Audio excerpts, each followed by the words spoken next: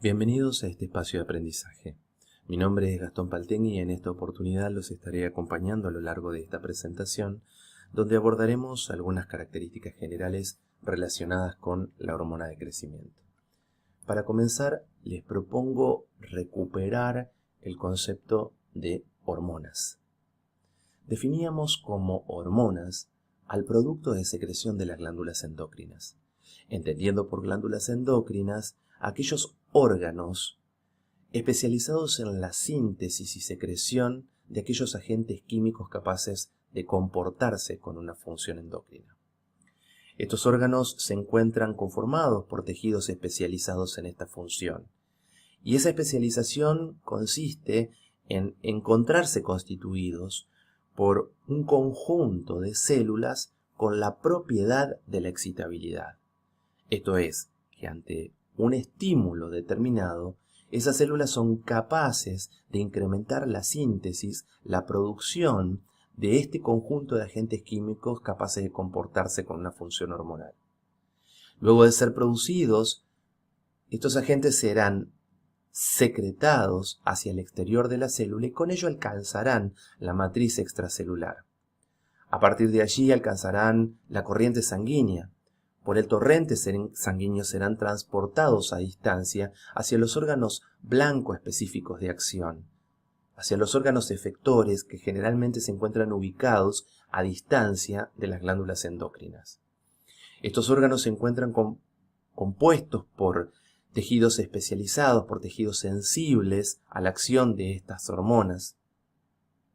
Y a su vez estos estarán constituidos por células blanco o por células diana, donde las hormonas llevarán a cabo sus acciones. Todo este proceso de producción, secreción, transporte y acción es posible de ser modificado a través de diferentes estímulos y o inhibiciones que se puedan ejercer sobre las glándulas endócrinas y o sobre cualquiera de todas estas etapas en la producción, secreción, transporte y acción de las hormonas. La hormona de crecimiento es el producto de secreción de la glándula pituitaria de la hipófisis, una de las glándulas endocrinas centrales. Es también conocida bajo el nombre de somatotrofina u hormona de crecimiento. Como dijimos anteriormente, su glándula productora es la hipófisis, la glándula pituitaria, una glándula central en la que reconocíamos la existencia de al menos dos lóbulos y dentro de los cuales adquiere particular relevancia el lóbulo anterior de la hipófisis, anterohipófisis o adenohipófisis, donde se encuentran diferentes tipos celulares especializados en la secreción de distintas hormonas hipofisarias. Para el caso de la hormona de crecimiento, las células adenohipofisarias capaces de sintetizar, de producir y de secretar la hormona de crecimiento son las células somatotropas, células somatotróficas o somatotrofocitos, células que están especializadas en la síntesis y en la producción y en la secreción de una hormona de naturaleza proteica como la hormona de crecimiento, una hormona de alrededor de 21.000 daltons de peso molecular compuesta por alrededor de 191 aminoácidos. Es decir, que las células somatotropas, si están especializadas en la síntesis y secreción de una hormona proteica, tienen que tener un aparato biosintético proteico muy bien desarrollado. Así, cuando hablamos de la síntesis, cuando hablamos de la producción hormonal, observamos que estas células tienen buena cantidad de ribosomas, un retículo endoplásmico rugoso bien desarrollado, un aparato de Golgi prominente, porque todas estas organelas están orientadas hacia la síntesis de hormonas proteicas como la somatotrofina. Una síntesis que atraviesa diferentes etapas y en la que se reconocen al menos 3 variantes de somatotrofina. La Big somatotrofina polimérica de aproximadamente 100.000 daltons de peso molecular, que luego es sometida a una serie de clivajes proteolíticos por medio de la cual obtenemos la Big somatotrofina dimérica de unos 40.000 daltons de peso molecular, la que nuevamente será sometida a una escisión proteolítica para obtener de esta manera la somatotrofina nativa monocatenaria que reconocemos como somatotrofina propiamente dicha de 21.000 daltons de peso molecular. Tras su síntesis, La somatotrofina será almacenada en vesículas de empaquetamiento del aparato de Golgi y esas vesículas se aproximarán a la membrana plasmática para llevar adelante su secreción. La secreción de la hormona de crecimiento se da por aproximación de las vesículas de empaquetamiento del aparato de Golgi hacia la membrana plasmática. Estas vesículas luego se incorporarán a la membrana plasmática volcando su contenido hacia la matriz extracelular.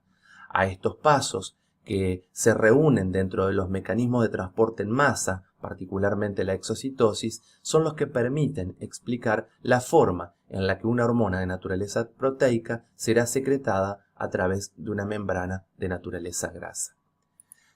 Se secreta generalmente con un carácter pulsátil y de esta manera alcanza la matriz extracelular. Así, la glándula endocrina que produce la hormona de crecimiento es la hipófisis, puntualmente su lóbulo anterior, anterohipófisis o adenohipófisis, y específicamente dentro de ella las células somatotropas, que como dijimos son aquellas células que tienen el aparato biosintético proteico bien desarrollado para sintetizar una hormona proteica como la somatotrofina.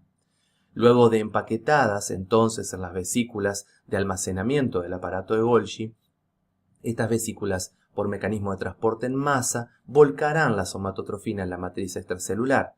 Con ello se llevará a cabo la secreción de somatotrofina y con ello alcanzaremos la corriente sanguínea para que esta hormona pueda ser transportada en el plasma sanguíneo. El transporte de esta hormona es de carácter libre. Su naturaleza proteica la hace afín con el plasma sanguíneo y esto hace que no necesite la hormona de crecimiento un transportador plasmático. Su concentración normal es de aproximadamente 0 a 5 nanogramos mililitros medido aproximadamente a las 8 o 9 horas. No obstante, la concentración plasmática de somatotrofina sufre generalmente variaciones tanto fisiológicas como en situaciones patológicas.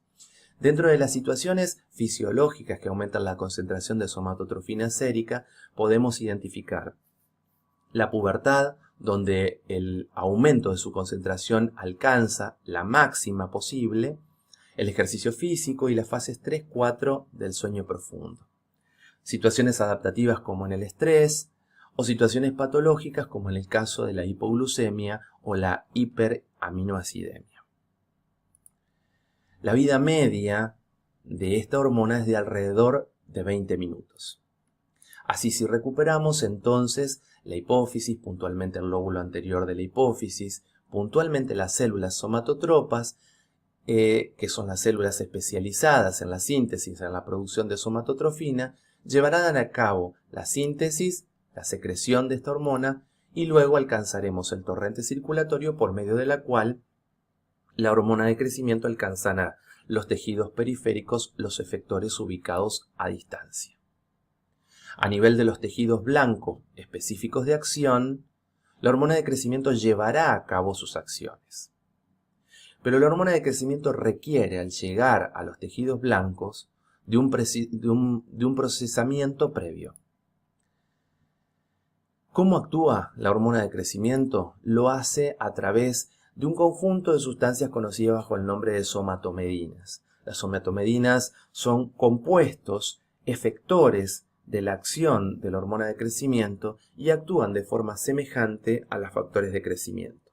Se reconocen diferentes tipos de somatomedinas. En nuestro organismo reconocemos principalmente a la somatomedina A y particularmente a la somatomedina C como mediadores de la acción de la hormona de crecimiento.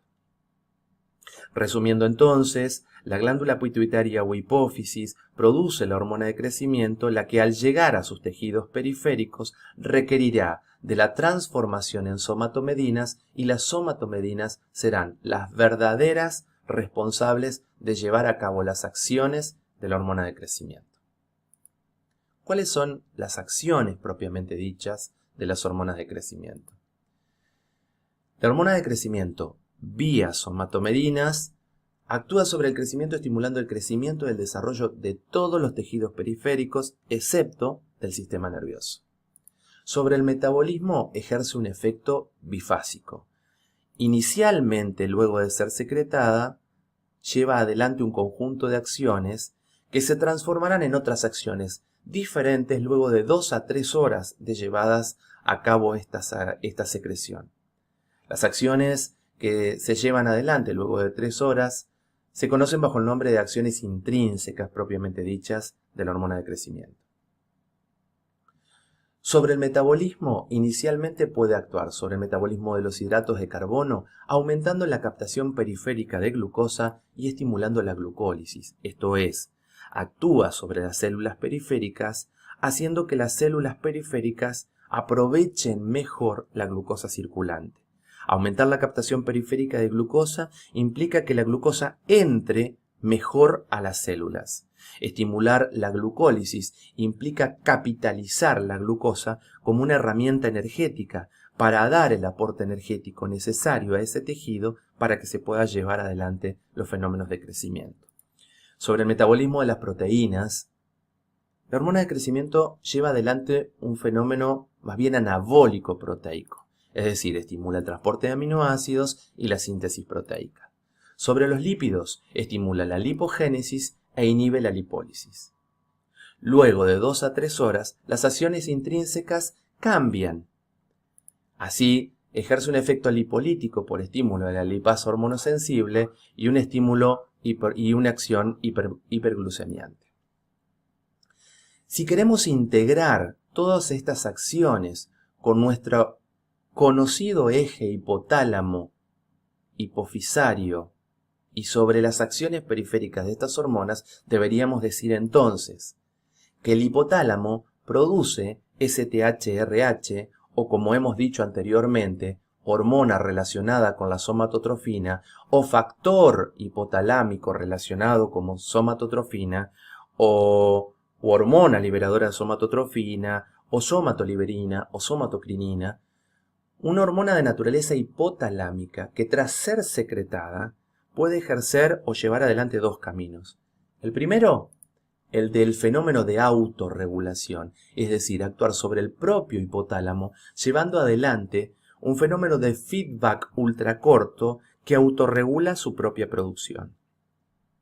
El otro de los caminos es dirigirse a distancia a la hipófisis, puntualmente al lóbulo anterior de la hipófisis o adenohipófisis, y puntualmente dentro de la misma sobre uno de los 5 tipos celulares especializados en la secreción hormonal, las células somatotropas, somatotróficas o somatotrofocitos, en donde, a través de una activación de la adenilato ciclasa, promoverá la síntesis y la producción de AMP cíclico como segundo mensajero.